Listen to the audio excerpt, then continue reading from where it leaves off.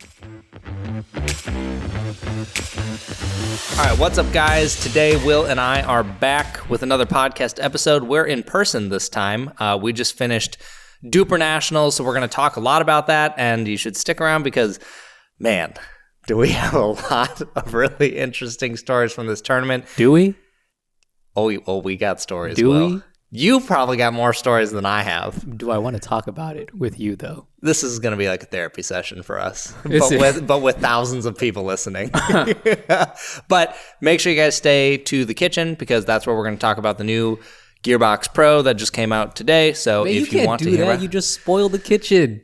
well, you know, it'll give them a reason to stick around. Sometimes they might be like, I don't know if I want what the kitchen's serving today. Let me tell you what the new kitchen's going to be now. Stick around to the kitchen to see if Chris and I stay co-hosts after our horrendous performance this past weekend. But now you just gave away DUPR Nationals.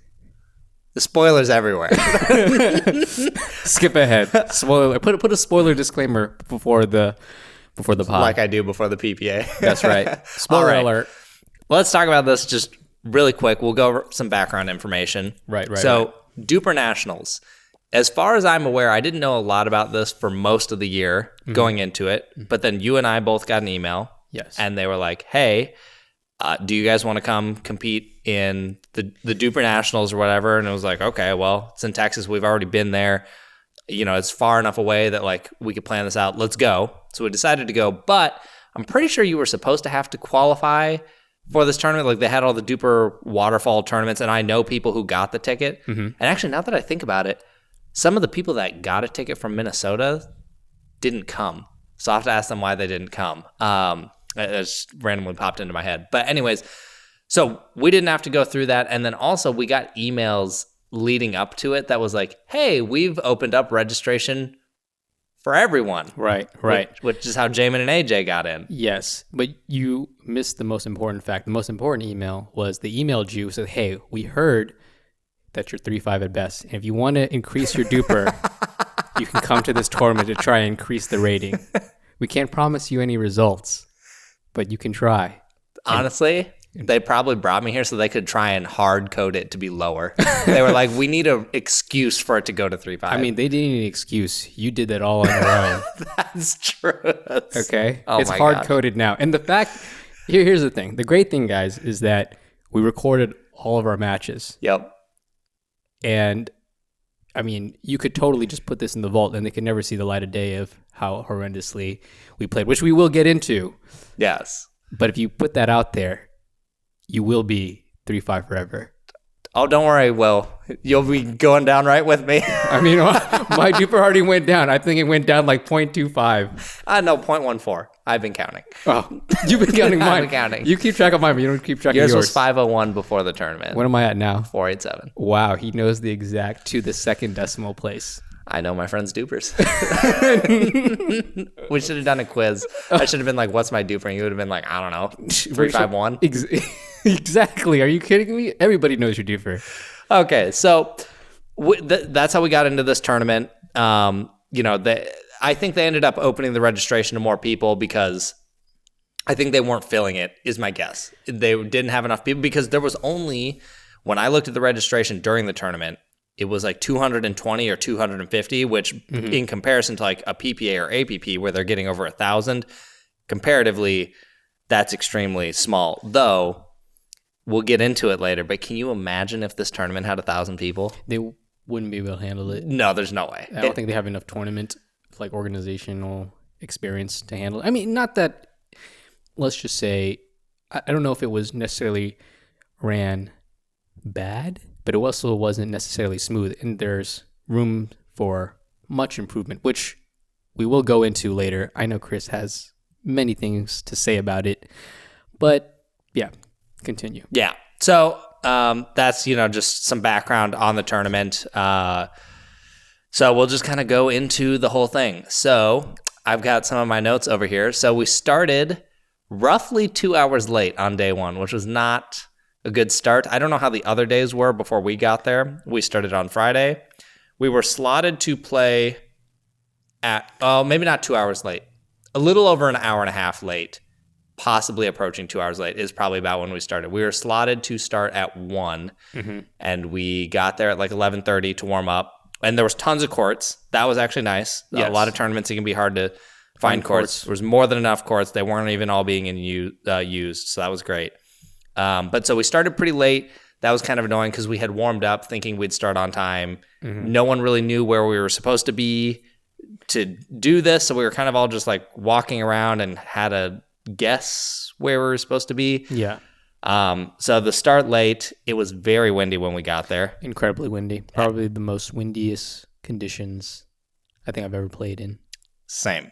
I mean, maybe not the windiest I've ever played in, but for a tournament, for sure the windiest I've ever played in. So that was not ideal. No.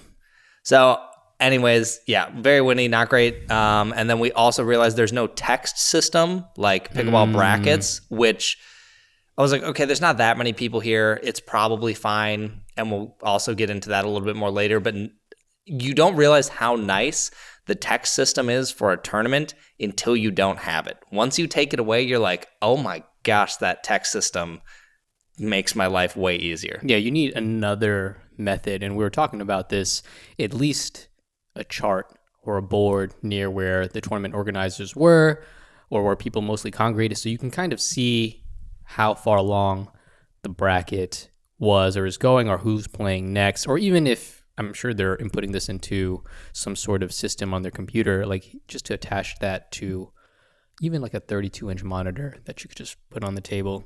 Come look at. Would have been nice.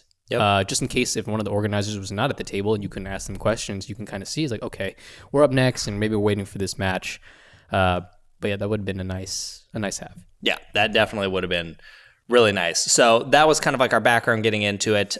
These tournaments use a waterfall system, which, you know, we'll kind of come back to that. But basically on the first day that we played, the way we understood it is there was going to be 4 groups, like A, B, C, D, and then we split everyone in there. And then the top 2 teams from each pool were what we're going to advance to championship Saturday.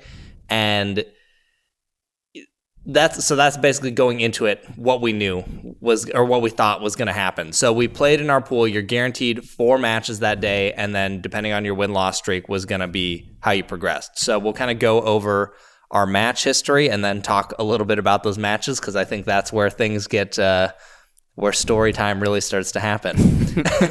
So, to say the least. Yeah, to say the least. So our first match, we win that. We won 11-4, 11-8 against Sonny and Gustavo.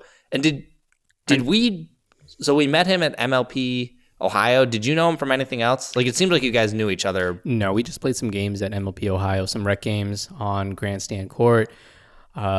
He was testing out a few paddles, and I think I had the same ones because he was trying out some Yola paddles at the time. And then I just got, I think the Hyperion 14 millimeter just came out, so I had that, and he wanted to try that out. Between that and the Solaire, and it was just memorable to me because he really wanted to play, and I was like, I'm not sure. I'm here chilling at the time.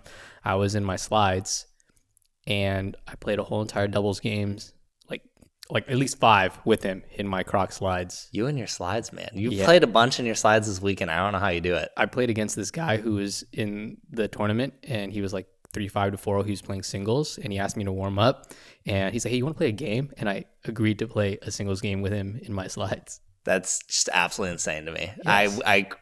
I can hardly walk in slides, so I can't imagine trying to move on a court. Yeah, I mean, very minimal movement. Shout outs to Vin for hitting me up and asking me to hit. Yeah, for sure. Yeah. So, okay, one match won. Not any big problems there. Like, that game was fine. But we also didn't play nearly as clean. We're like, No.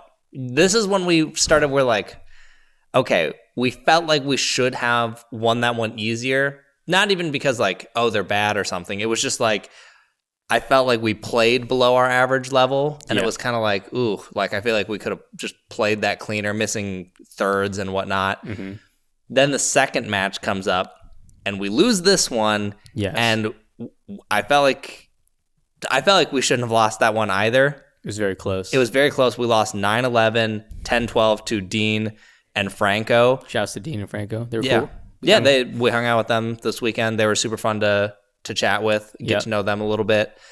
But man, that one, like, I feel like that's when we started like realizing this is not great. Like, this wind is really bad. The wind was so bad. It was bad for everybody, but for us especially. And I think because, we're in a tournament setting. So when we're in a tournament setting, people target Chris more. No way to put it. And I think it's fine because I rely on Chris to reset and to dink. Yeah. With the wind coming as the way that it was, his drops were just not on point. Nope.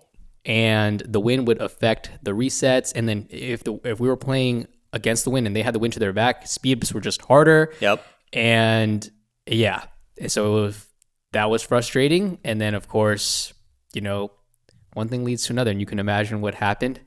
Chris would pop it up. I would get destroyed. See, I don't even remember it in that match because we'll get to the We'll get to the ones really where bad. it was real memorable. Really Okay, so for that one, it wasn't really that memorable. We were just Yeah. playing bad. I mean, not to take anything from you, but I was also playing very, very bad because I felt like I didn't see too many balls. But when I did see the ball and I got my paddle on it and there was an opportunity to finish it, I hit so many things just out or into the net. And I was like, oh my gosh, I can't do anything right. But yes, that one. And I think that one was because it was so close, right? What was the score? It was 9-11, 10-12. 9-11, 10-12. Very close game. But everybody's dealing with the same conditions, Yeah. right? So there's no excuses there. Yeah, we were just playing, poorly, and people were just adapting to the conditions better than we were. And yeah, I think it just put a bad taste in our mouth for the rest of the day. For sure. I think that game, we were both frustrated with how we played. Like, I don't think I wasn't mad at this point. I was just kind of like, wow, like, Foreshadowing there. I was like, I really feel like we could have got that match. And then it was kind of like, I could tell we were both just like, that's annoying. Like, we probably could have won that, or at least gone to game 3. Because I think we were up in the side. Like, we got to 10 first, I think. And then we lost. Right. So that, You can recheck the footage. We'll yeah, see. I'll check. I have all the footage, so we'll double check that. So ended up losing that one. That started, putting a taste in our mouth. And then we ended up winning match 3. We lost 4-11. Then we won 11-5. Then we won 11-8 against Cristobal and Marcos. And this one, I think, even though we won, Did not feel good. no, and I think we were both mad We're still pissed. most of that match. That just goes to show you, I think I'm fine with losing as long as I feel like I didn't play bad. Yes. And I felt like we played so bad, even though we won. Yes.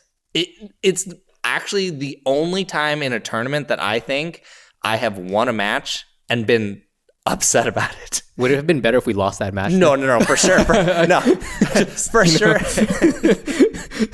Could you imagine? Oh my gosh, yes, I lost this match, but I played good. I'm happy.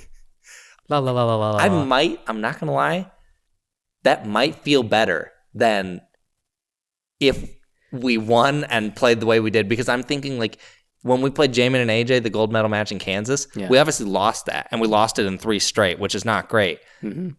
But I was still happy with how we played. Yeah, I was pretty. I didn't walk away going, oh, man, like, I'm so mad we didn't get first. I was like, man, they just played way better. They did. And so it was a really weird feeling winning this and being angry, because I feel like at this point, you and I were both mad. Yeah, we were We were both in bad moods. in bad moods. I was over it. I was ready to leave. Yes. I was like, can we just go to the point where we're 0-2? Can we go home now? I'm ready to eat. Let's go. That's right. Yeah. So it was not good. The match was great. I will say, I felt like we clawed our way back really well, losing the first game because they smoked us the first game. Yeah, 11-4. They smoked us real good. And like, their drives were really good. Their hands were really good. Like, they had good energy. Oh, yeah. Yeah. They were a really good duo together. And honestly, couldn't even tell you what we did. I think like there was like a rage cloud in my head because I can't even tell you what we did to win that match. I have actually no idea.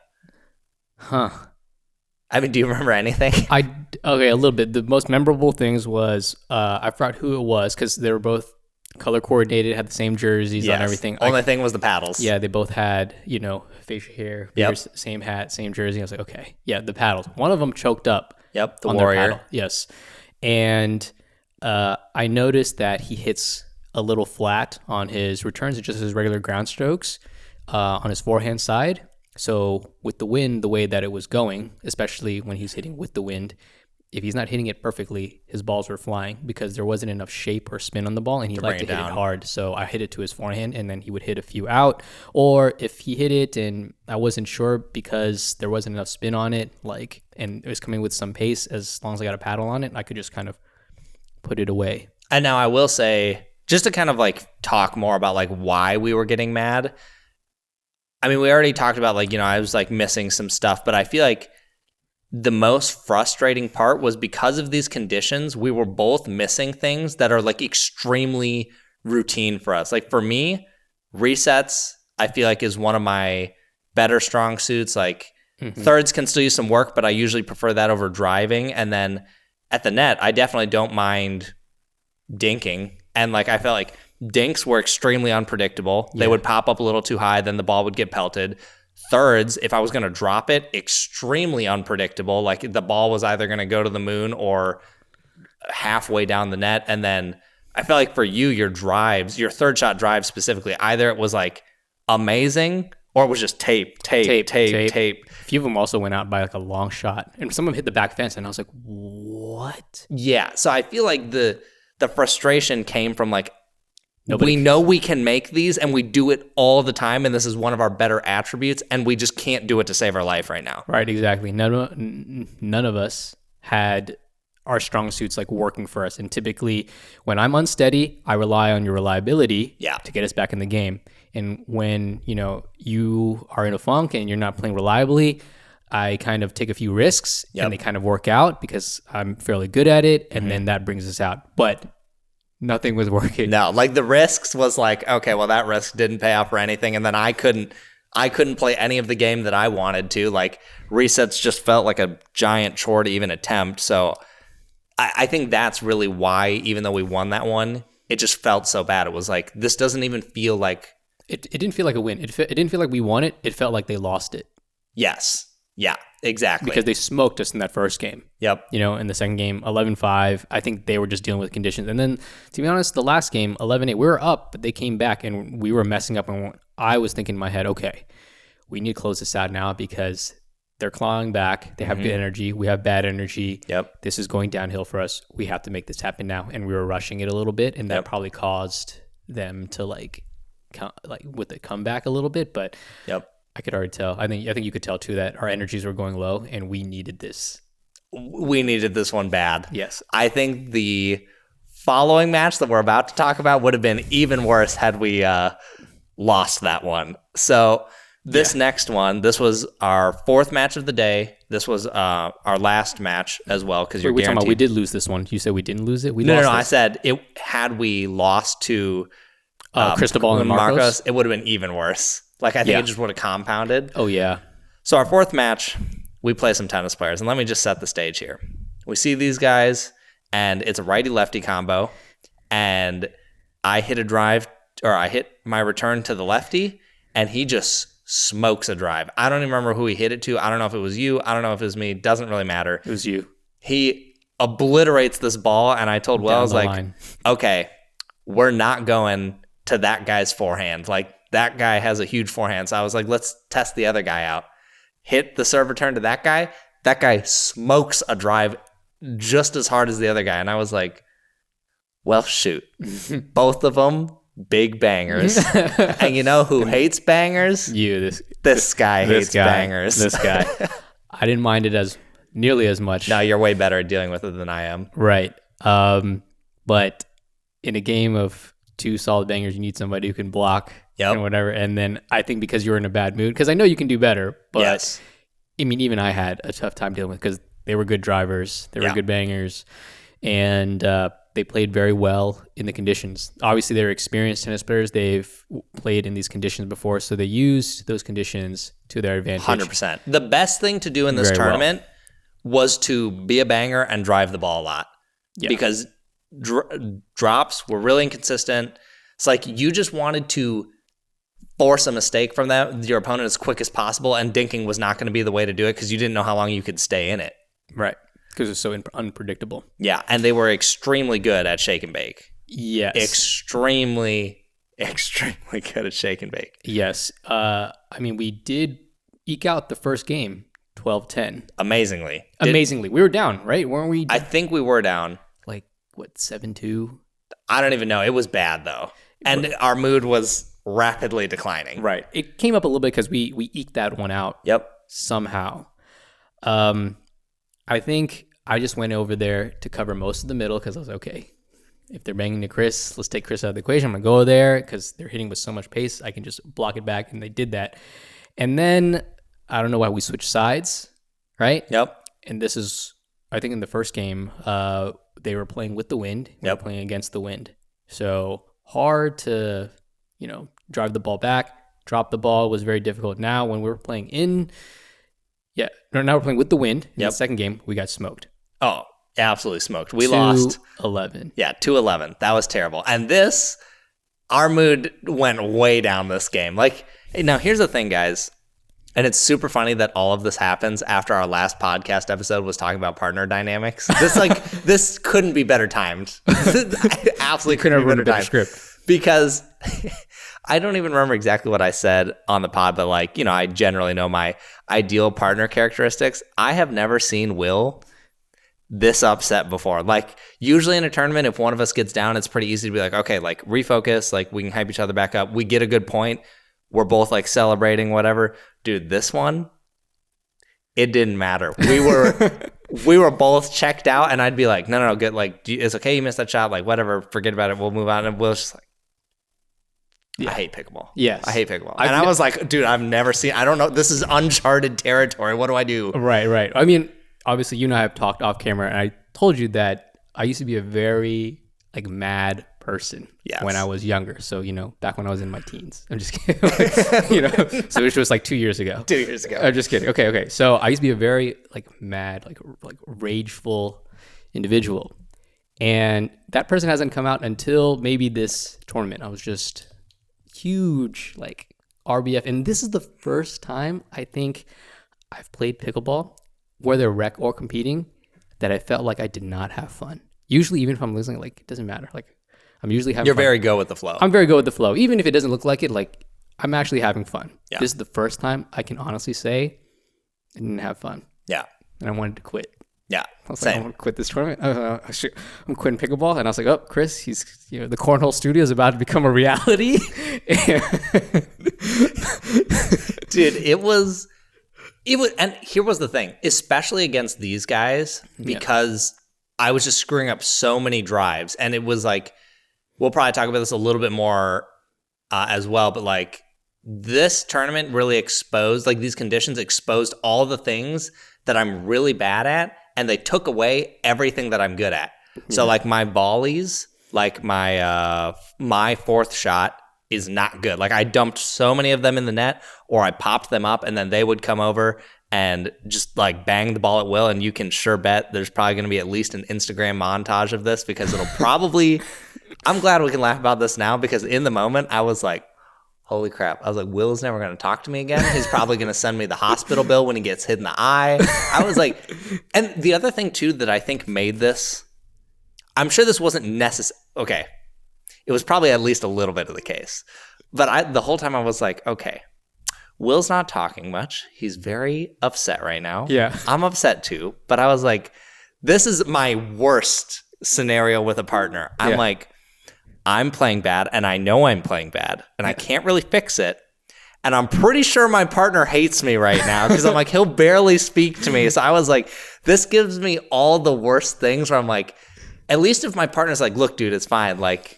It's fine. I get it. You're not playing well, but I'll come over and help. This one was just neither of us were talking. And I was like, oh gosh, this guy hates me right now. So I was like, I don't know what to do. I was like, I'm already playing bad. No, it wasn't hate towards you. If anything, I was more annoyed at myself. I mean, not to say that I wasn't annoyed at you and your poor play, but I was also more or less 90% annoyed at myself, because I think you and I, we're the type of people who were okay, we play for our team. We play for our teammates, right? So it's okay, you're doing bad. All right, so it's my job to bring the energy up, finish, we can get back in the game. And I did do that, but even when I did do that, it didn't happen that often. But when I did do that, I was like, this still sucks. Like I couldn't bring myself to be joyful. Yeah. And of course, you were like, okay, Will's messing up.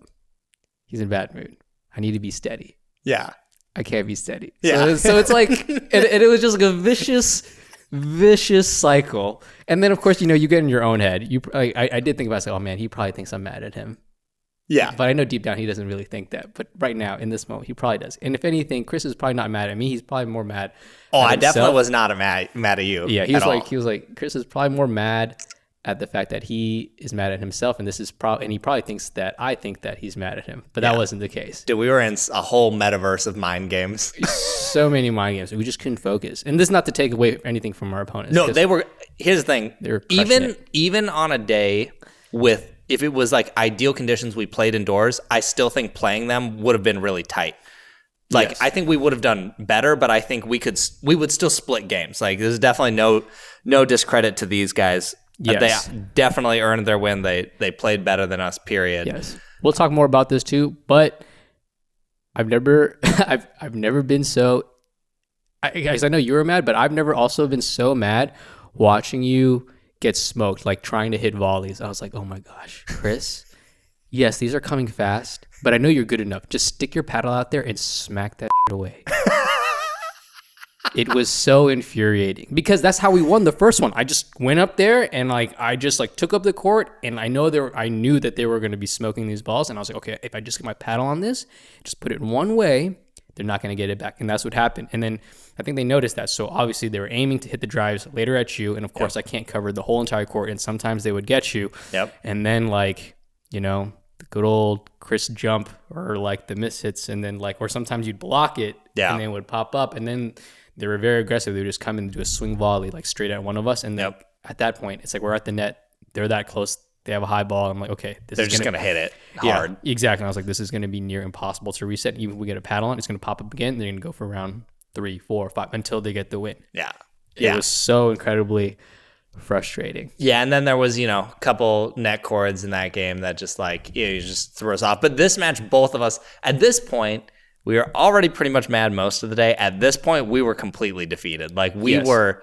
Okay, to be fair, in game 3, we did start coming back. We did. No, we were down 3-9, 3-8. No, we were down 3-7, 3-8. We came back. I don't know. I can't remember what happened, but on the Switch, I remember what happened. Part of it was after game 2, around game 2. I think one of the reasons why we lost so bad is because I started your leg. My leg was about to pull. Yeah, your hamstring got hurt. It wasn't the hamstring. It was the quad. The quad, yeah. Above my knee. It was pulling. I was like, oh my gosh. I've never felt like this so much. And I was like, if I go hard, it's going to pull. So it wasn't a good look, because I was like, hey, Chris, you're going to have to play left side. You're a left side player. Which we actually did start doing better when we did that. Yes. That's when our run started. Right. And then eventually we did have to go back. We did have to go. When your leg got better. Yeah. And then I could start moving again. And I was like, okay, somehow, I don't know what happened, but we clawed our way, got back 8-8. Yep. Then they got a side out, got the ball. I think they had one good net cord that got us, and I was like, man, I can't move. I'm not getting that. Yep. That's a point for them. And then they got one of their drives. Yep. I think past us, easy winner. And then after that, it was okay, we just couldn't reset. We couldn't play our game, and they took it from us. And yes, that was very disappointing. That one was really brutal. This was by far the closest I have ever been to just rage smashing a paddle over and over on a court. I've been frustrated and kind of tossed my paddle in the air and then just let it land on the ground. But this, I was on the very edge of just obliterating this paddle, because I was just so everything was wrong. It was dude, you can't play pickleball. I was it was so bad. I mean, if there was ever truly gonna be a day of this guy's a 3-5, it was this. This was okay. Well, you speak about how mad you were this day.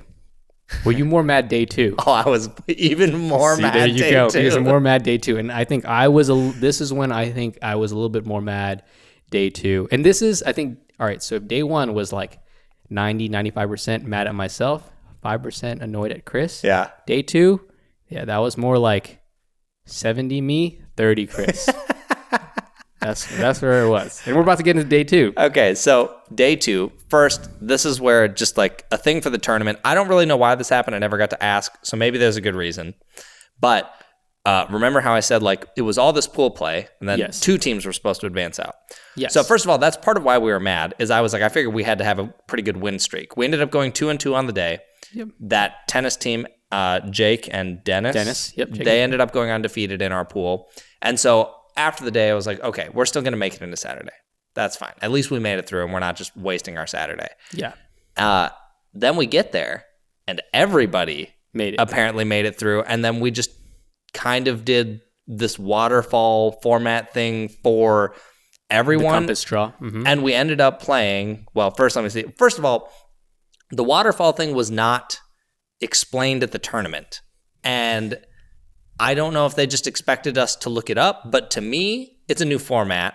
I'm not familiar with it. I have heard about it, but I didn't know anything about it because I hadn't played in a tournament. And at least when they would explain it, they were just like, it's a waterfall.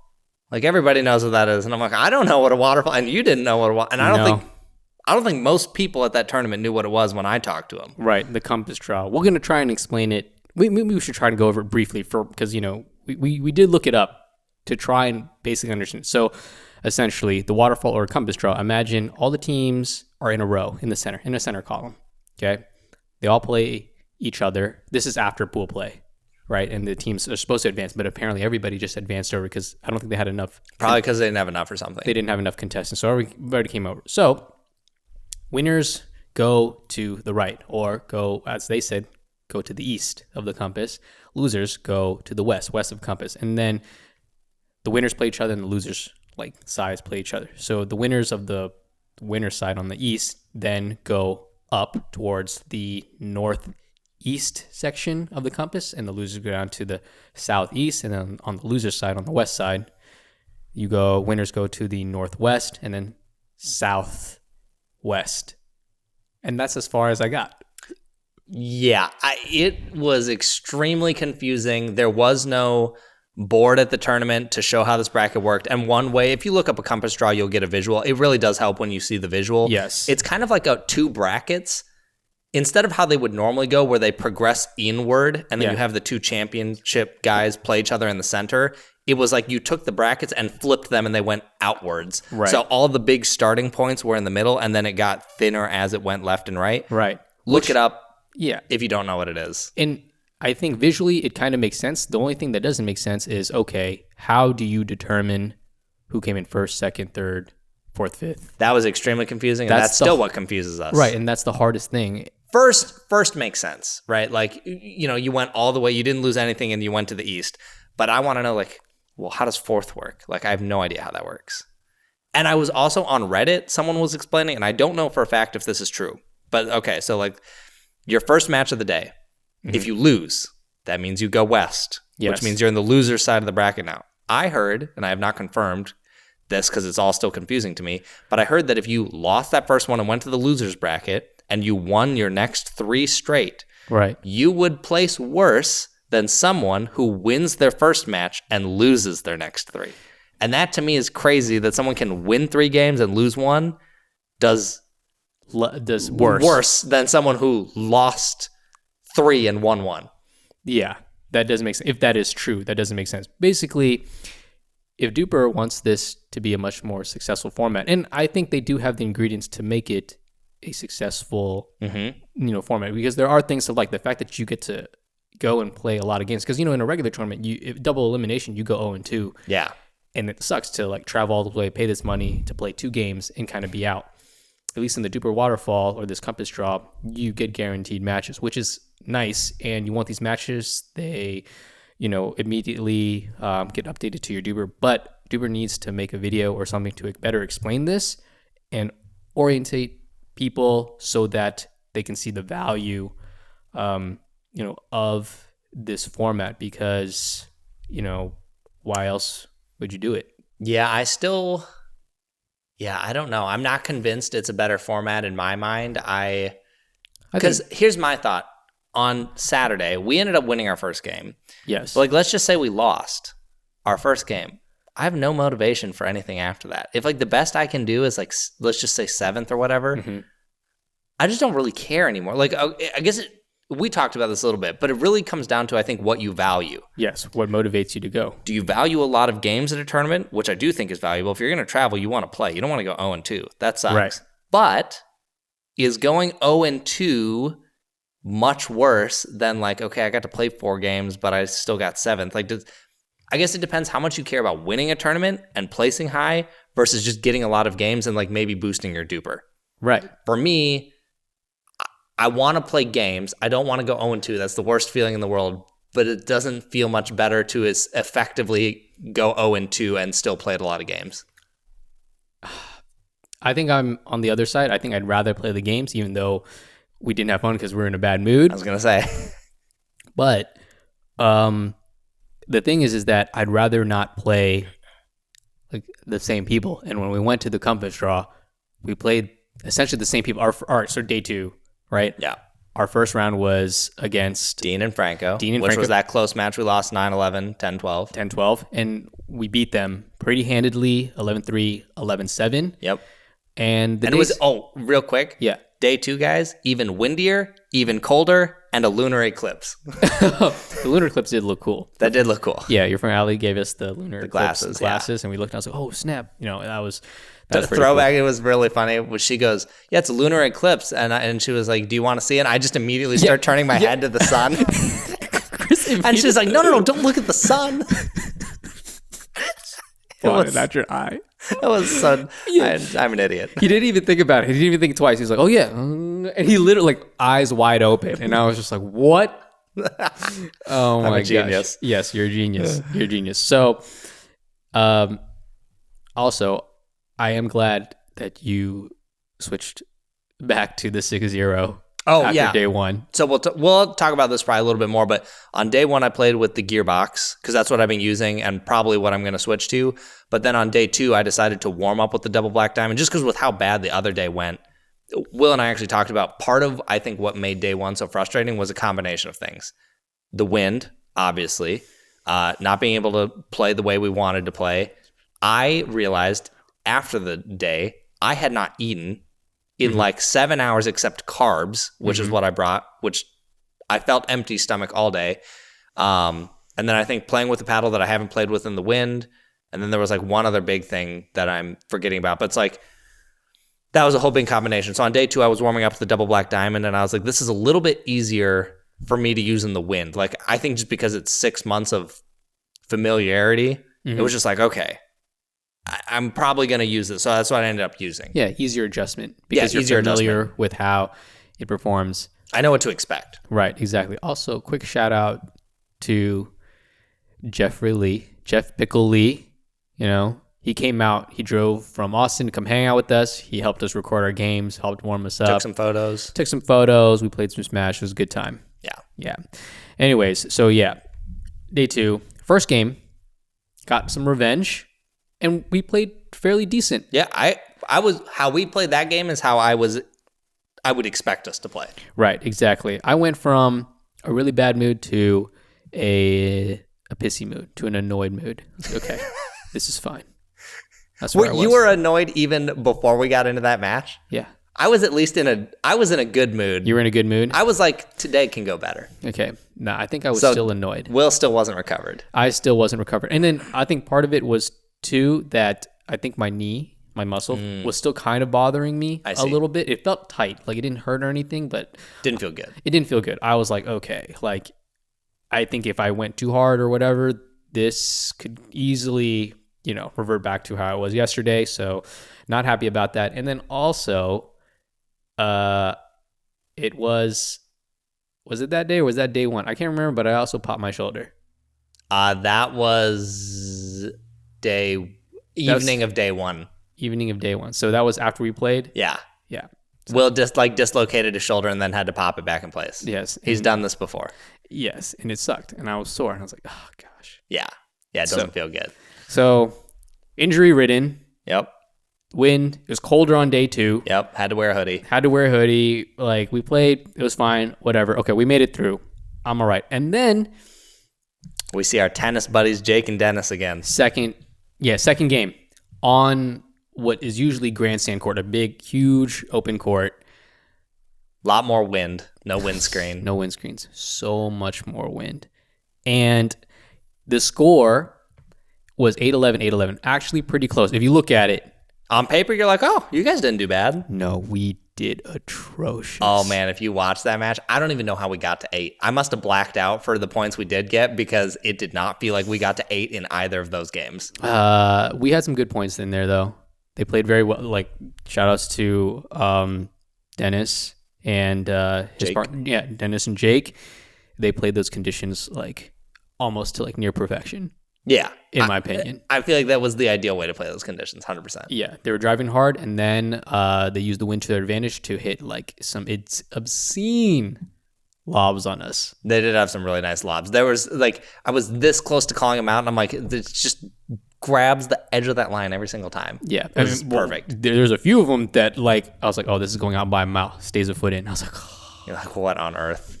And yeah, I feel like so going into this match, I was like, okay, we beat a team that we lost to the other day. I was like, I think we can do this to this team. I was like, I am feeling better. And then I think the very first serve, I think I dumped it in the net or I hit it long and my tilt came back real fast. It wasn't like I was gone. Yeah. But I was like, you just messed up like probably the thing that should be easiest. Mm-hmm. And then I was like, don't do it again. And then I feel like I did it again like not long after. Yeah. And then it was just a pretty big decline. Okay. So for me, I was pretty neutral, I would say. But as soon as I saw that you got really tilted, mine was a more slow, gradual descend. I could tell like you didn't want to lose this. I didn't want to lose this. But I could tell like you were hating yourself so much, and it was, I'm not going to lie to you, it was hard to watch. Oh. And it was hard to play with you. And then even more so, I could just tell when they were driving and they were driving straight at you. We're both at the net. They're driving straight at you, and yet they have the wind behind them, even if they didn't have the wind behind them. And I was like, okay, you got this. Like, I know you've seen drives harder. I've seen you block them. But nope, it was like a repeat of yesterday. I think you got bagged a few times. I did get bagged a few times. That also didn't help because it's cold, so the ball actually kind of hurts. Stings, and so like that just adds insult to injury. Yes, and so if I remember, game 1, I mean, it definitely wasn't in a good mood. Game 1, but that one was like, I was still like in the game, like I was ready to like have a run and like get back into it. Yes. Game 2. By far the most checked out of pickleball I've ever been in my entire life. Like the timeouts, just toss the racket, let it drop. I was not a good teammate. I would just, everything about that second game was horrible. Like I was so angry. Like if I thought about rage smashing a paddle the other day, this day was like, I'm gonna need 3 paddles to rage smash. And I'm not gonna lie, at that end of that game, I had to really, really contemplate, like, do you actually want to smash this thing? Because you're not going to have your paddle. Also, it's a terrible look, and you don't even like when people do that, so you shouldn't do that. Yeah. But, like, holy cow, dude, it was just, I felt bad for a lot of reasons. One, because that one was where I was really popping up a bunch and getting you pelted. You would just turn around. Oh, yeah, I didn't even try. Yeah, he was just... Usually, like, I mean, I played with you a lot, like, you know, and I mean, usually... your drops and your resets are pretty solid. And even if they aren't, even if they're a little bit off, they're just low enough where I'm like, okay, I can back up. They can't hurt me badly. They can't hurt me badly. And then even if they hit a hard ball like at me, like I can defend. I'm a pretty good defender. So I was like, okay, we can get back in the game. These are the ones that you popped up. These were straight overheads. I was like, come on, Chris. Yeah. Again. Even with Will, like, so here's the thing. We were down really bad. Like, what was it, like 3-10? Yeah. Like, game's pretty much over at this point. Yeah. And somehow we started coming back. Yeah. Which is insane. They made it. We had like 2 good points. They had a few mistakes, you know. Yep. Everybody was playing in the wind.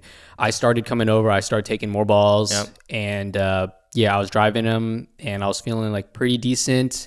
And then I was also resetting a little bit more. And just, really, I was just trying to do more as my role as a left side player. We're stacking a little bit more. Yep. But, you know, when I'm in a bad mood, I mean, anybody, it's hard to keep up that level, like, and not make mistakes.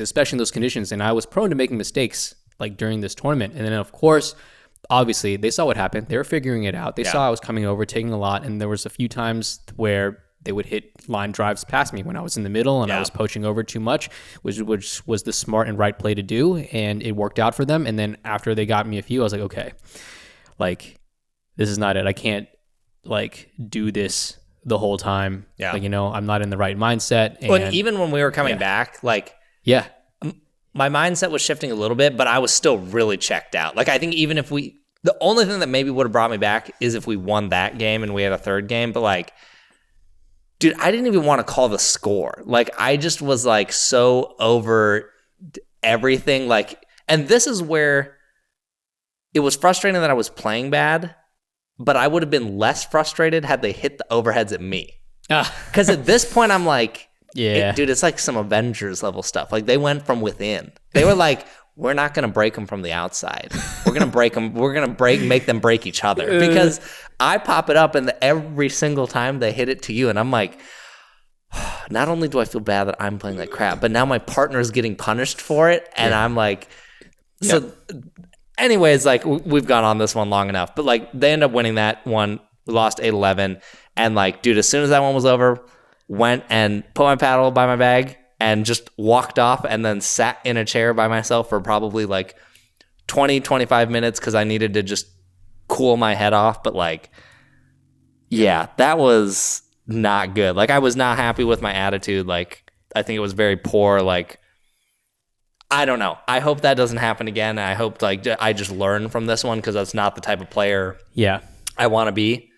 And I think too, what was interesting about this one, just from an emotional standpoint, was like, we've had tournaments where we've like not been playing well, but we were able to like figure it out and kind of like, bring each other back to level. This one, just we could not do it. Yeah, we're just bringing each other down. Yeah, basically. That's what it felt like. Yeah.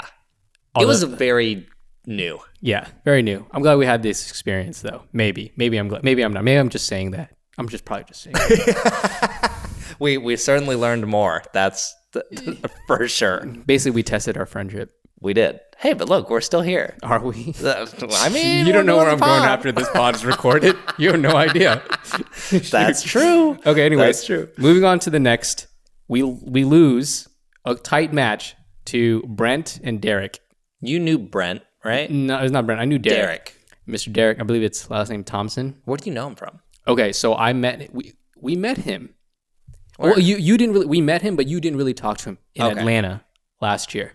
Okay. All right, when Christian Alshon came to say what's up to you and asked to hit with us, and you got to play a little singles game or some points with him, Shay and I, shouts to Shay, we were playing with his partner Scott and Derek. I see. We're playing some rec games. I see. Just hanging out, having fun, and Derek's from Seattle. We message from time to time, and actually, I played Derek in tournament with Jeff at Seattle, first round. Him and his partner Jeff and I also lost, so I'm 0-2 against Derek. Incredibly frustrating. That's just kidding. It's not that frustrating. Derek's a great guy. No, his two-handed backhand cross-court drop is mean. I told you. It's super. You told me at the start of the match, and it's the first one I saw. I was like, that is mean. Yeah. Well, honestly, like Chris came in. It's like Chris was like, huh? Like no one. It's like, who talks about someone's? It was so specific. Yeah, I was so specific. I was like, watch out for that two-handed cross-court dink and drop. Basically, his backhand, like hybrid drive, drop, and dink thing. And then he was like, Chris was like, what? Who talks about that? Like usually somebody's like, oh, his drive is crazy, or his flick, or something, right? But I'm like, his cross-court dink is absurd. And it was. It was. It was so good. It was so steady. And the game goes, we win, right? We win 11-7. We win 11-7. Lose 4-11. We lose 4-11. And then we lose 10-12. And I'm pretty sure we were up 10-8. We were up like 10-4, I think. No, 10-5. It was 10-5 because there was a timeout. We were up 10-5. Yeah. I think this was the game that I got so incredibly tilted. And it started out pretty decent. I don't really remember being that frustrated in the first two games. It was tight. I think we were, I think either we were down 4 in one game and then we were up 4 maybe in the next game or vice versa. But like the gap was around 3 to 4 most of the times. In the third game, we were up. They're just playing steady. Got the way back. We were making mistakes. Yep. I was making mistakes. Okay. I was like, okay, my energy is going down. I need to win this. I'm sick and tired of this shit. Let's go. Okay. So I think I hit 2 Ernies. Like it's like one of my moves, like the like cross court little like drop Ernie thing, and I barely miss it. Like top of the tape rolls on a side. Unlucky. Maybe it was because of the wind. I'm like, break. Yep. Then there was another one. I don't know if it was a point to win the game or maybe it was 10-10. It was 10-10. Yeah. Okay. And I get that freaking Ernie, and I was like, oh, it's perfect. It was like a perfect height for Will to just smash an overhead Ernie. It was like, what the... and it sails long. It hits the back fence. Yeah. And after that, you were gone after I was that. gone. You were done. I chucked my paddle into the net over. I was like, yeah. That paddle could have sailed. It could have been another meme. Yeah. Yeah. It was not good. That was not a good time to miss that Ernie. I could tell after that. I was like, this is not good. And then, of course, I lose the game. I'm the one who lost the game on a drop, like a fairly like routine, easy drop at like the top of the net. Yep. I was like, okay, because my drives are going out. I'm frustrated. And to be honest, I don't know why we didn't swap. We probably should have because we had a couple side outs at 10, but I think it was just one of those things where it was like... we couldn't think straight. Yeah, you just couldn't... There was so much... I'm sure there's a lot of this. It's just like, how could you guys be this mad? But I really think these conditions were just so like conducive to like frustrating people because in my opinion, the whole like morale throughout the tournament was like not really a happy one. Like, no, I didn't really see anyone... It wasn't that they were in a terrible mood. No one was in a good mood, kind of like a regular PPA is like what it felt like to me. And with the wind and like you're cold, and then if you sit too long and like just everything about it was not good. So yeah, it was losing that one was not. That was rough. A tight one. Yeah, that just didn't feel good to lose. And then we'll go over this one real quick, just so we can get on to some other stuff here. But we ended up playing Alec and Vincent, and then we actually got to warm up with Alec in singles the next day. Yeah. But we won the first one 11-5. We felt great. Pretty solid. I was like, dude. I mean, I was still in a bad mood, but... yeah, we played fine. Yeah. Won the match pretty good. Next game. We got smoked. 1-11. And I feel like this should help people understand how crazy this wind was. Like that variance between some of these games was wild. Like you go from winning a game to getting smoked on another side to whatever. Like, dude, we couldn't get a grip. Now, at this point, I'm getting a little mad during that one again. And then the last one, we end up losing 9-11, which is crazy because I'm pretty sure, I think we might have been up in that one 2. I don't know. Doesn't really matter. But also, the one guy's paddle, who was oddly good at hitting a scorpion, got us multiple times with it. Yes. I think one of us sped up a ball. I think like you hit something. He hits a scorpion, and they win the point. And the guy's paddle, like after the point, they're like, snap. Yeah, it just snapped in half. Yeah, and it was super old Selkirk. Like old amped. Old like some of you haven't even seen this amped. Yeah, it was like the blue gradient colorway. Yeah, from like, I don't know. Yeah, it's old. Yeah, that scorpion was strong. Yeah, it was really strong. Broke the stinger. Guy came out with what, like another super old Gamma or something? I don't even know. It was like a Monarch paddle, and I was like, he's about to play with his Monarch paddle. But then no, he switched to like a Gamma 405, I think.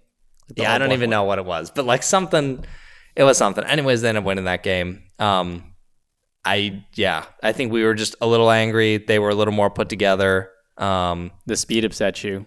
Yeah, the speed ups were really good. They got us quite a few times through the middle, I think. Yeah. Speed ups in the middle. And it was always tough with the speed ups because you're like, is this going out or not? Because of the wind. Mm-hmm. So then you just start second guessing it. Like we had one, I think I hit like a volley. That like any normal day is going to hit the back fence and the wind just pulls it back into the court. They both watch it go by. It just pulls right back into the court. And they're like, they landed like 3 feet in. Yeah. So it's just so annoying. You were always second guessing everything. Yes. It's really annoying. All right. Okay. So I guess the only other thing is like the paddle battle, if you want to go over that really quick. Yeah, there was somewhat of a cool event that was going on. I would say overlapping our event, and that was what was called the paddle battle. And basically, it was different companies. They would basically put together a team, or somebody would hire out like a coach or something, or some. If you want to take it upon yourself to build a team, you could, but you just have to play with a certain paddle from a certain brand. Yeah. So there was Selkirk, a Carbon, a Gearbox, Rockney. There's probably a couple others. Grooven, Ace. Did Grooven have one? Yeah. Oh, I didn't know that. Grooven had a team there. So here's the thing. It was supposed to be like a team format. 2 guys, 2 girls, and they're supposed to play, from what I understand, MLP format. Yeah. And I thought that was a really cool idea and concept to see, whose paddle is best. Yeah. Pretty much, But I think they changed that format like last second. Yep. But I thought it was cool. They did. And actually, some people were annoyed because during day 2 of our tournament, that's when all those teams were practicing for the next day. Yeah. So a bunch of them were playing MLP style. And then what I was told was either that evening or the next day, they were told, oh, actually, we're changing it to regular style 2 out of 3. And it doesn't really feel surprising to me based on like how things were going at this and how things were changing. But I would be annoyed if I practiced MLP all day because it's different. Yeah. I mean, you went from, if you're playing mixed, you don't have to stack at all to now you got to stack again. Right. And in the wind, that stacking was hard. You beat a lot of people when we were playing when they had to unwind stacks. Mm-hmm. Yes. So there's a big difference having to stack. So I can understand some of the frustration there. Right. But other than that, I thought the concept was cool. Yeah. I'd like to see more of it. Yep. I mean, maybe just for companies and stuff. Yeah, maybe you could play for Team Gearbox. Maybe. I don't think they'd want me after this tournament. Not how I played at this one. But okay. Yeah. We just have some overall thoughts on this tournament, and then we'll get into the Gearbox. Okay, so we'll try and breeze through these quickly. The turnout was reasonably low. I don't know why that was. I don't know if it just could have been marketed better or what. Maybe they didn't want it to be super huge because it's like their first time doing this as far as I'm aware. So like for a DUPR Nationals. Yeah. So turnout wasn't great, which did make the tournament feel kind of eh. And then I personally felt the tournament could have been run way better. Like we have local tournaments in my area, and I think those were like leagues above this. Right. In terms of lots of small things, like no text system. So you had to hang around the tournament desk a lot, which there wasn't seating over there. Thankfully, you bring chairs all the time, so that was nice. But if you're not someone who has those, yes, chairs are limited. You don't know when your match is getting called. And sometimes you would get handed the scorecard, and they would say, well, just go find the person. And I'm like, well, I don't know who these people are. There's a decent number of people here, and I don't want to run around just screaming a last name. So it's gotta like, bring a megaphone. Yeah, so that just kind of felt sloppy to me compared to when you have a tech system with a court assignment, which feels very easy. So that was something I could have thought ran better. And then obviously on day 1, I was really hungry. The food truck that was there closed early. And I mean, that might not be their fault. I have no idea who brought the food truck in, if it's part of the thing. Like, I have no idea how that works. Right. But it was annoying to me because I'm used to tournaments where the food stays open the majority of the day. Because it was like 3 p.m. and the food was gone. And I'm like, well, shoot, I guess I'm not eating for the rest of this tournament day. Yeah. Other than that, there was no bracket to look at, like we mentioned. I mean, they had the app that you could open and see. Yeah, but when you don't understand how the format works, yeah, it's hard. Yeah, it's really hard. And like the app only showed like matches, and it wasn't that helpful. So it was confusing. Now, what I will say they did a great job with, I thought was really cool, is they had all these cameras on like probably 10 plus courts, like maybe 12 courts or more. Mm-hmm. And they had a website that people could go find that camera and watch. So I sent it to like people back home. I was like, hey, if you want to watch the match, send it to some people in Discord they can watch. Yeah, probably they saw firsthand. I regret sending that to anyone. Saw firsthand how horribly we did. It was really bad. But the concept of that was, I think it was really cool for amateurs to be able to send it to people back home and say, hey, if you want to watch, you can watch. I think that's really cool. Yeah. So I hope they continue to do that. I was also annoyed that you couldn't see placement in the app. I couldn't figure out. Now, I did later find the bracket online through somewhere on the DUPR website. Actually, someone sent it to me, but it still doesn't really tell you the placement. So I had no idea who won, who finished. I had no idea where we finished. I still don't know where we finished because even when you look at the bracket, it doesn't say. Yeah. So extremely confusing compared to a normal bracket. That was kind of frustrating. There was a lot of waiting around. I personally felt like the wait times for the matches we played seemed excessive. Maybe it's not, but to me it did. Yeah, That's not necessarily their fault. Some Yeah. matches run longer. You can't control that, but Right. it was just like frustrating. It's stacked. Mm-hmm. Yeah. Yeah. And I mean, like other tournaments have also been run just as poor, if not poorer. I'm not gonna lie. I actually think this is the most poor tournament I've ever been to. Okay, that you've ever been to. For me personally, I have no doubt that there have been worse run tournaments. Like some of the what was it the Las Vegas PPA that was like last year or something? Yeah, I heard that one was really bad. Like 4 hour. Like, for like in between one game. So it's not like this was just absolutely horrendous, but I did feel like, man, I feel like I'm just waiting an oddly long time for some of these matches compared to my recent tournaments. So I don't want to make it like, the people just feel like, oh man, it was just absolutely horrible tournament. But from my perspective, there was a lot of small things that made it really frustrating that even like local tournaments I haven't experienced before. Mm-hmm. So it's kind of new to me. And I do think the wind had a significant amount to do with my frustration. Yes. Also, on my singles day, they changed the tournament desk location without telling any of us. So, like, some of us were waiting at the old tournament desk. Oh, was it at the... It went up to the tent. Oh. And so, like, me and, like, Alec were waiting at the original tournament desk, like, with his results. And we are like, when are we going to start? And then, like, 20 minutes later, someone finally comes down and is like, we've been waiting for your match. And he's like, I've got it right here. And they were like, no, it's up there. And both of us were like, we didn't know that. No one told us. No signs. Why didn't you change it? Exactly. So... Why don't you let us know? Yeah, that was also, just kind of whatever. But anyways, some things they could do better. Yes. We'll try and add some solutions. Personally, for me, not a huge fan of the waterfall format. I don't love it. I'd rather see pool play and then bracket play. Okay. Like a normal pool play and then like single elimination bracket rather than the waterfall. For me personally. I can see that. Like a pool play, just so you get the amount of games. Yep. You look at point differential or whatnot. Yep. Into a single elimination bracket. Yep. That could work. Like one of our local tournaments does that.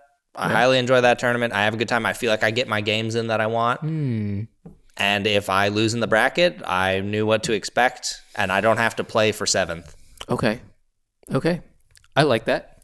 I can dig that. I haven't played like too many tournaments like that where you do pool play into single elim bracket, but I can see that being very successful because then you get people know or understand placement, and then you kind of get the games like that you want or that. You get a good amount of games. Yeah. And then, you get to kind of figure people out, and then if you see them in the bracket, you do something with it. So, personally, I don't know that the waterfall format's perfect in my opinion. Do you think the pros should do something like that? Pool play into single elim? No, definitely not. No? Just keep it how it is. Really? Okay. Yeah, I think how it is would be better. It would take too long to do a pool play. I guess you're right. I just feel like that would, maybe we'll see some more different matchups from time to time, maybe. Yeah, I could see that. Okay. All right, moving on. Yeah. For sure add a text system or some kind of notification system. Some kind of system. Have to have it. Right. A board. At least a board. Something. Anything. Yes. Plug in your laptop to like a screen that you bring to the table. That's what our local tournaments do. Big TV, they hook it up. That's what our local tournaments do too. If you're going to do the waterfall, have a video that explains it. I know there's a website, an article that explains it. Yeah, but reading it doesn't help because we read through it. And it didn't help. It didn't really, in fact, just Google searching like compass draw and looking at images, that helps us visualize it way better.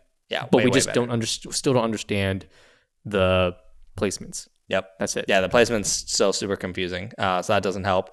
After that, there was like an odd lack of balls on the court. I'm sure because it was cold, it kept breaking. Yeah. But we'd get to a court after the tournament desk and be like, there's no ball. And then we'd have to go back to the tournament desk, get a ball. I think they should have just done a normal tournament where instead of leaving balls on the court, just bring them back so they can send you out with them. Yeah. Yeah, that to me makes more sense than leaving it on the court and the balls get lost. Right. This is true. And also, this way you can inspect the ball to see if any cracked or whatnot. Yes. Because on your singles day, which we didn't really talk about. Yeah, it doesn't really matter. We didn't play that well. We had a few balls that cracked. They used the Oso Fury, and those cracked. So, which is weird to me because when we played in Arizona, we only had one, and we were going through Duras left and right, and we never broke the Oso I used. So I don't know what it was, but we broke like 3 playing King of the Court that morning to warm up for singles. Yeah, basically we should just switch to the Pro S1 ball. Yeah. I mean, I already know it does really good in the cold. I've tested it. So we'll talk about that another day. But anyways, we've officially made it to the kitchen. Yeah. Sorry if that sounded really whiny, guys. I'm sure it did to some extent, but man, it was just a really frustrating tournament. Yeah. When we were, last thing I promise, even just like our car ride back, I was just like, I don't want to play pickleball. I was like, I'm so bad at this game. Like, I don't want to go to a tournament. I don't want to work this next week. I don't want to do anything with pickleball. Yeah. Now I'm more cooled off. We ate food. I'm like more level-headed. Yeah. But like, I wasn't feeling good, man. I mean, this is what I've been telling you for the longest time, that you're bad at pickleball. You were just so delusional. You're like, no, I'm going to keep playing this game. But this is the first time that I felt really bad. And I was like, wow, this is what it feels like to be Chris. You were like, dang, I got to lighten up on this guy. Yeah, I was like, I was like, I was like, dang, I got to give this guy props. His perseverance to play through something he's very bad at is, inspirational, actually. Like, wow. Oh my goodness. All right. Okay. Anyways, guys, the Gearbox came out. You guys know I've been pretty excited about this. There's been some pretty decent hype around it. I've been pretty excited about it. My review is probably going to be late with it because I'm so busy with other stuff. But if anything, I really give your thoughts right here. Yeah, I'm giving my thoughts right here. It is, in my opinion, probably the best paddle that you can purchase and play with right now. Yeah. Like, just in all aspects. Is it that much better than everything else out there? Like, in performance perspective, that much better? Maybe. No, I don't know. I wouldn't say that much, but it's definitely better. It's hard. It's because here's what I'll say about the paddle. So it's not perfect. It's not like anyone is going to pick this up and immediately go, oh my gosh, nothing is better than this. Right. But because like there are still things, like the sweet spot's still not perfect, but if you watch my review and talk about the lead placement, that makes a substantial change to the elongated version. The elongated is the one you should consider. Forget everything else. The elongated power is the one that will get the most rise out of people. It's funny because I think I prefer the elongated, not the shorter power version. Oh, that's crazy. The sweet spot was like non-existent on that thing to me, even with lead. Okay. But to each their own. But I think it's not going to be for everyone, but it's durable. It gets amazing spins, 2,000 plus RPM. The power is unwieldy. It's insane. Yes. Prince of Pickleball, I heard, coined the term de Lamborghini. Yeah, a very fitting term. That's what I'm calling it now. That's 100% what I'm calling it. Yeah. Because it's the most fitting thing it is. I'm sure you guys will have watched. This is going to come out on Tuesday. I'm sure you guys have seen the reviews. It hits flipping hard. Like the first time you strike a ball, you're like, is it delaminated? Is it broken? Is it also EVA foam? Because it makes also a very muted sound, which I think is, in my opinion, one of the coolest things about it is the sound. It's very silent comparatively to other paddles out there. Yeah, the pitch is like a lot lower. Yeah, the pitch is a lot lower. And I think if you had this paddle and if your community or neighborhood complains about noise, like this is a solution, albeit a very expensive solution. Yeah, $275. It's not cheap. I don't know. I still wonder. I would like to hear courts only using those versus regular one because I don't feel like it's so much quieter that it would fix noise complaints, but it is drastically reduced. Noticeable. Definitely noticeable. When you're like hitting, like, oh, that's like, quiet. If you hear someone hit it, you look over and you're like, what is that? Like it makes a weird noise. Right. Exactly. So there is that. But yeah, I mean, guys, the flicks, like if you flick the ball at someone at the net, if you have a put away ball, the thing is gone. Like I'm weak and I can still put a ball away. Like it's unless the wind's blowing at like 20 miles per hour straight at you. Yeah, then nothing helps you. I can't even swing the paddle forward in that. The wind is just. But yeah, it's truly in that aspect. I don't know what Rafael did, but people are going to complain about this thing because I mean, I already heard it's already got complained about once at the pro level. Oh, really? Who was it? Well, not my story to tell. I don't know if it's public yet. I'll tell you off air. But I already heard it got a complaint. I anticipate if more higher level players start using this in pro, it's going to get a lot more complaints. In fact, I think if that happens, it will become the single most challenged paddle in pickleball because it just hits that hard. Yeah. Do you even think it's good for the game? Good question. I was thinking about this, and our thermoform or our more powerful paddles even good for the game? It's funny because this makes thermoform paddles. You really think so? It makes them they still hit hard, but this is it's in its own league. You really think it's in its own league? Yeah, 100%. I don't know. It's I think definitely number one. I don't know if I'd put it in its own league. Dude, it's if maybe a hair below EVA. Yeah, okay. And EVA to me, unless you don't think EVA is in its own thing. EVA is definitely in its own thing. Okay. I don't think it doesn't hit as hard as an EVA. Yeah, but it's right there. It's very close. It's very close. And is it good for the game? Probably not. At least, well, is it good for the pros? Because usually the pros can handle it. But even then, they sometimes talk about Ben actually mentioned on a podcast maybe the guy should have to use softer paddles or a softer ball. Yeah, softer ball is the easier way to do this, if you ask me. I think if I had to say if it was good for the game or not, it is not good for the game. Yeah, I feel like we're definitely reaching a threshold of power that will be scary for some.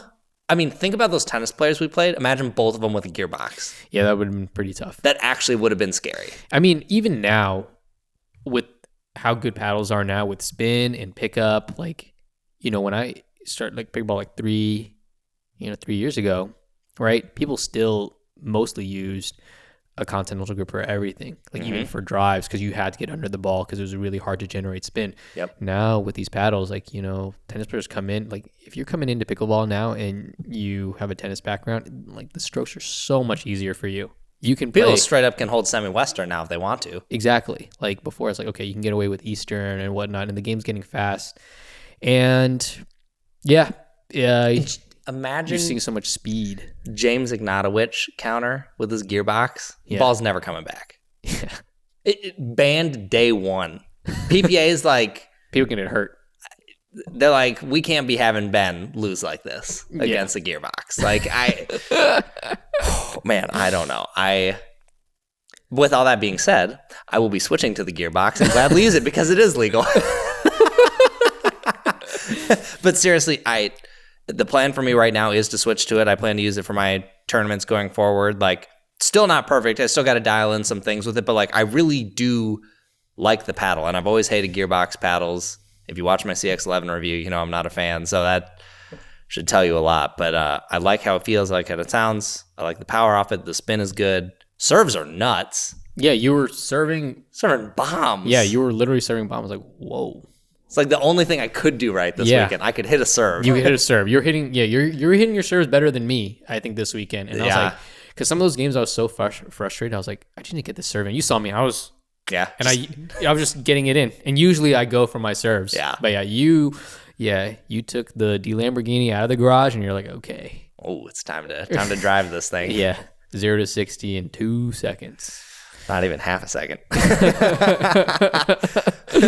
yeah, I mean, the power model, super exciting. Did you have much thoughts on the other ones? I have some thoughts, but I don't know how much you got to hit them. Yeah, I got to hit a lot of them. I mean, they were so much fun to hit with. I enjoyed the control as well. I think if I did switch to it, although I do like the power model a lot, I think what I like more and what I would probably play with better is actually the elongated control. I think I would probably play with that one better, even though I like the power one more. It still has a higher pitched sound, the control version, more than the power version. The power one, yeah. But I felt like the spin was the same. The feel was, in my opinion, fairly similar. It was just the sound. I don't know what the guys and the engineers at Gearbox did, but yeah, they have a winner on their hands. Raphael had one mission.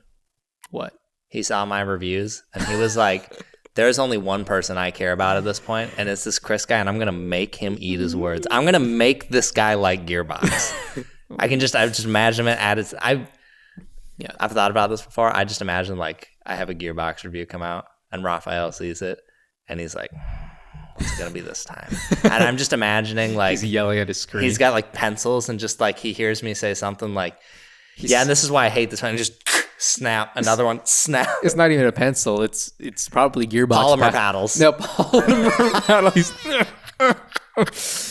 But that's really funny. But no, this paddle is good. They have a winner on their hands, and honestly, everybody that I put that paddle or one of them into their hands, they always like it. They always like it, or their expression is like, ooh, or like it's different and it seems enjoyable. Even if they're not going to switch to it, you can tell that they enjoy it. Yep. You know, everybody has said the same thing, and the people who have messaged me and they finally got one in their hands, they're like, Will, you're right. This thing is money. Even today, even at this tournament, I took the paddle out for a spin. I didn't bring one, but I took it out for a spin. Other people used it. They're like, dude, this is nice. Yeah, I'm buying one. Yeah. I mean, I've had several people in Minnesota say the same thing. They're like, when does this come out? I'm buying it. Yeah.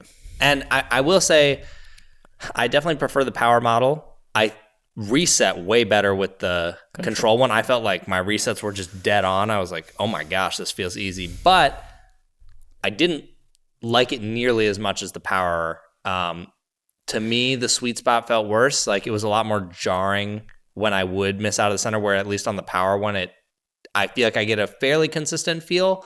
So the control one reminded me of older gearboxes, but just a little bit more dense. It's for sure better than the old ones, but it wasn't nearly as like, whoa. Like I feel like if you didn't like old gearboxes, I don't think you'll like the control one still. Okay. But the power one, I think, has changed enough that it would make someone who didn't like gearbox before go like, oh shoot, I like this. This is good. Let me tell you something, Chris. Okay.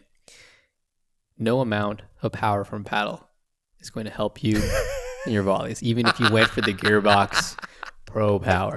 Just you wait. Okay? Just you wait. Nationals, whole new man. You better be. Okay, look. This guy acts like he didn't miss balls this weekend. All right, too. look. Here's the thing, guys. Okay, wait for the low light reel. I miss balls. I missed a lot of them. Very uncharacteristic of me. I've for both of us. But here's the thing, okay? Chris would get some balls, some easy balls. Sometimes the wind is blowing with him, and he has the Lamborghini in his hands.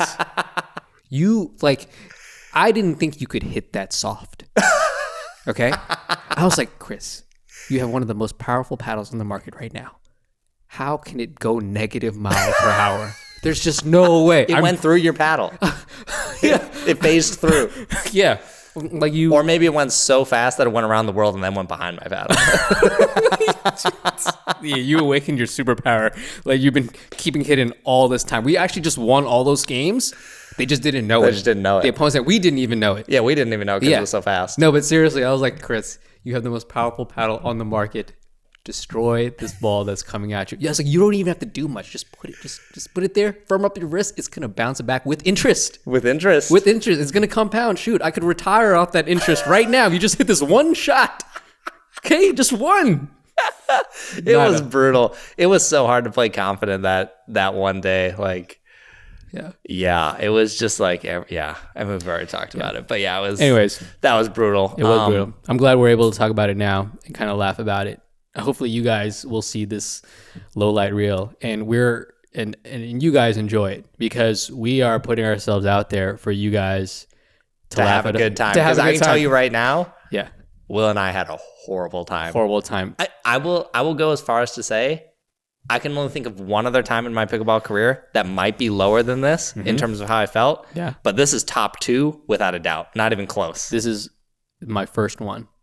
For the 3 years I've been playing, I can't remember a time where I did not have fun or like not enjoy pickleball or at least like enjoy certain games. But I just feel like this whole entire event was just not enjoyable, which is kind of nuts. Yeah, it's actually crazy. It's crazy. But let's wrap up with: what did you think about the fusion shapes overall? I mean, for me, I wasn't a fan. I think I start with the elongated ones. It's not that I don't think people will like the fusion shape, but I think it'll take a little bit more of a specific player, and I'm a bit disappointed that they didn't just do a regular shape.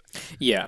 Because really, the Fusion shape is essentially the same shape, but they just shortened. They literally just chopped off the head. Yeah, they chopped off a portion of the handle. Length is still the same. Yep. It's not wider at all. So there is some optimizations, I guess, that it didn't have. It does feel fast in the hand. Yeah, I will say it's quick in the hand. It's got a low swing weight. Exactly, and that's why I like it. But I think, yeah, they missed the mark there. I wonder why, Rafael and the team at Gearbox just didn't widen it a little bit. I think that would have been absolutely killer. Yeah, I think the sweet spot would have been awesome. It would have solved probably most complaints about the probably sweet would have spots on this. switched to that one. I think that's what I would have used too.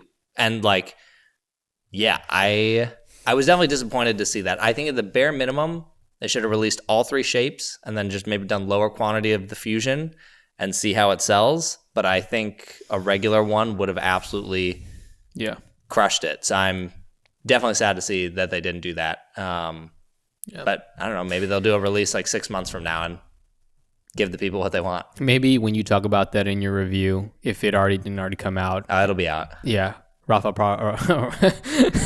probably was watching. He probably went through 100, polymer regular core paddles, just breaking over his knee. I don't know. After the review I gave, he might be wiping tears with $100 bills. This paddle's not cheap. You're right. But yeah, definitely think you guys should try it out if you're able to. One thing I didn't get to put in my review that I wanted to put in there, I realized while we were at this tournament, and it's just too late to change it. But I do think this paddle has a higher, you want to be a higher level player to be able to use it effectively. I think 3.5 and 4.0 is so why are you using it? Well, I'm learning, I'm getting there. But I do think it's reminiscent of what a 002 was, where I don't know that a 3.5 should be using it. You can if you want to, but it's just going to be harder than if you use something else. Yes. And I don't think this is as hard to use, but I just think with that much pop, your drops are going to be harder, your resets are going to be harder. You've got to have really good hands to be able to use it. And it's not to say people of that range can't use it. I just don't know that it's optimal. Right. For you to progress in the game. Yeah. I just think in some ways it might be harder. So that is something I wish I had added in my review just to... It's funny. Well, not really funny, but this goes back to that one time when we were on Briones' podcast, and you asked him what's the single most important thing you should learn if you're 3.5 to 4.0 or trying to get there. And he says, don't worry about dinks or drops or resets, right? Those players should be learning how to serve, return, drive, volley, and counter. Yeah. Right? And it's true, because you just need to hit it hard, because even if you can kind of hit it semi-hard, the people at that level are not good enough to reset or drop. All you need to do is just whack it back, volley it back, and it'll be done in a few volleys, right? And it's not until you get to 4.5 or whatnot that you have to learn how to then reset and drop the ball, because those volleys and stuff, those hard drives don't work. And so it's you go from so lower level players go for the hardest hitting paddles, like this Gearbox, or I don't know, the Z5 Power Air, because they just want to smack the ball hard. Yeah. And then you find that once you get to a certain 4.5 plus, even 4.0, to even me, 4.0, to me, here's what happens. Yeah. What I feel like I'm seeing, it's 3.5, you're a banger. 4.0, you're ooh, this soft game thing. You're I'm gonna try this dink out. And then 4.5, you're kind of ooh, it's kind of nice to bang the ball again. And then you get to 5.0, you're dang, I gotta play consistent if I want to beat these. I feel like it just goes in phases where it's banger soft, banger soft. Right, exactly, right. No, it's totally true. And it's funny you say that, because when I got to 5.0, that's actually when mine was the inverse. When I got to 5.0 is when I was looking for more power, between 4.5 to 5.0. Because I was okay, I can control this, I can keep this ball in, I have the soft game down, but when I have an opportunity, I cannot put the ball away for the life of me. Sure. Yeah, and then I went to something that can hit really hard. Yeah. And then I found out that there was even an additional level, higher 5.0s, 5.2s and 5.3s didn't even matter. They're just resetting. And I was okay, well, now I need to be able to reset again. Exactly. And it's just this constant back and forth, and it's annoying. What's really interesting? I would love to do some stats on my own games, but you mentioned this statement earlier, but it's like the paddle you like the most is not necessarily the paddle you play the best with. Yes. And I would love to see, like, I would even wonder with how much I love the double black diamond. I don't think it would be too far off, but I almost wonder if like something is soft, because like when I played the Lux recently, Yes. my first play test, I was like, I am a reset machine. I was like, I couldn't tell you the last time I was able to reset this ridiculous. Yes. And I almost wonder, like, if my overall gameplay would be better with that or not. Like, who knows? I'm sure when I, do more of my testing this week, I'll find out. But it'll be very interesting to see, like, if the gearbox lasts through, like, the whole thing, or if I just go back to the double black diamond, or if I go even lower than that in terms of power. I don't know. It'd just be very interesting. I thought that statement when you said it was interesting. Like, yeah, the one you like the most might not necessarily be the one you play the best with. Right. Well, I know this because playing tennis for a long time, I used to have a bunch of tennis rackets as well. Yeah. And the rackets that I liked were not necessarily the ones that I played the best with. Yeah. Yeah. And it's the same thing with these paddles. And also, it just makes it even more difficult because, you and I play a fair amount of singles as well. Yeah. And I'm slowly... You kind of want a paddle for both. Exactly. You don't want to use something different because, tell you right now, the gearbox for singles, elite. Yep. Elite. L33. And I don't want to use a different paddle for both. Yes. I'd rather just use the same. Right. What a problem to have.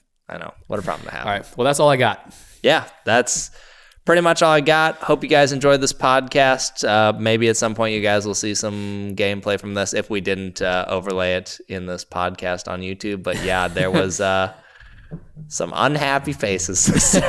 Content will be made. Content will be made. Yes. All right. Thanks for tuning in, guys, and we will catch you next week. Maybe, if we're still friends. Yeah, maybe.